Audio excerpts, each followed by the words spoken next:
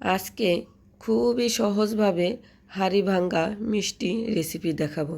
একদম পানির মতন 10 থেকে 15 মিনিটের মধ্যেই এই মিষ্টি বানিয়ে খেতে পারবেন। তাহলে কিভাবে কি বানালাম দেখতে হলে পুরো ভিডিওটি আমার সাথেই থাকেন। মেহমান আসলে বসিয়ে 15 মিনিটের মধ্যে এই মিষ্টি বানিয়ে আপনারা আপ্যায়ন করতে পারবেন। আসসালামু আলাইকুম, বৃষ্টি ব্লগ অ্যান্ড রেসিপি থেকে বৃষ্টি বলছি। সবাই কেমন আছেন? আশা করি নিশ্চয়ই ভালো আছেন। আমিও আলহামদুলিল্লাহ ভালো আছি। নিয়ে নিচ্ছি গুঁড়া দুধ, সুজি 2 চামচ, তারপর নিয়েছি ময়দা দেওয়ার সময় ভিডিওটা অফ ছিল, দুঃখিত। তারপর সামান্য পরিমাণে নিয়ে নিলাম বেকিং সোডা, অল্প একটু, আর 1 চামচ গুঁড়া দুধ দিয়ে দিলাম, 2 চামচ ঘি দিয়ে দিলাম। ভালো করে মিশিয়ে নিব। আর একটা কথা বলে রাখি, আমার ঠান্ডা জ্বর, তার জন্য ভয়েসটা অন্যরকম লাগছে। প্লিজ কষ্ট করে দেখে নেবেন। আমার কণ্ঠটা মোটা হয়ে গেছে, এমনি কণ্ঠটা মোটা, আরও মোটা, গলাটা বসে গেছে। তো কষ্ট করে ভিডিওটি দেখে নেবেন। তো একটু একটু পানি দিয়ে ভালো করে খামিটা বানিয়ে নিয়েছি। দেখেন কতটা সুন্দর হয়েছে। এখন আমি মিষ্টিগুলো বানিয়ে নেব এক এক করে।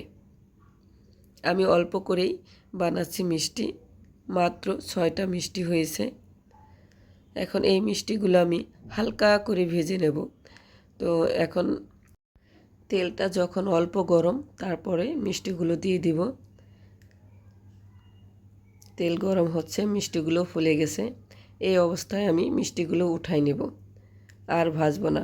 তো এখানে আমি চিনি দিয়েছি হাফ কাপেরও কম, কারণ আমার মিষ্টি তো কম, এর জন্য। এখন এই চিনিগুলো আমি ক্যারামেল বানিয়ে নিচ্ছি। খুব সুন্দর ক্যারামেল হয়েছে। এই পর্যায়ে আমি 1 কাপ ঠান্ডা পানি দিব।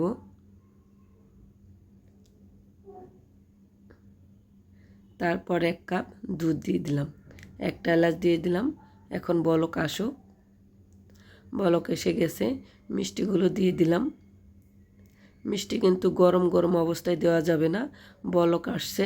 এখন আমি ঢাকনা দিয়ে ঢেকে রেখে দেব। গরম গরমও খেতে পারেন, ঠান্ডা ঠান্ডাও খেতে পারেন। তো আমি 20 মিনিট পরে মিষ্টিগুলো দেখাচ্ছি কতটা ভিজে তুলতুলে নরম হয়ে গেছে। আর দেখেন কতটা সুন্দর হয়েছে। আর আমি উপর দিয়ে মাওয়া দিয়ে দিয়েছি। ভিডিওটি যদি ভালো লাগে লাইক কমেন্ট করবেন, শেয়ার করবেন। আমার ফেসবুক পেজটা সবাই ফলো দেবেন। আর ইউটিউব চ্যানেলটা যারা দেখতেছেন, প্লিজ আমার ইউটিউব চ্যানেলটা সবাই সাবস্ক্রাইব করবেন। আমার রেসিপিগুলো কেমন লাগে আপনাদের সুন্দর মতামত কমেন্টে জানাবেন। আমি একটা কেটে দেখাচ্ছি, দেখেন কতটা নরম হয়েছে। আর ভিতরেও দেখেন দোকানের মিষ্টি কাটলে যেমন তেমনই হয়েছে। তো সবাই ভালো থাকবেন, সুস্থ থাকবেন। দেখা হবে নতুন আরেকটা ভিডিওতে। আল্লাহ হাফেজ।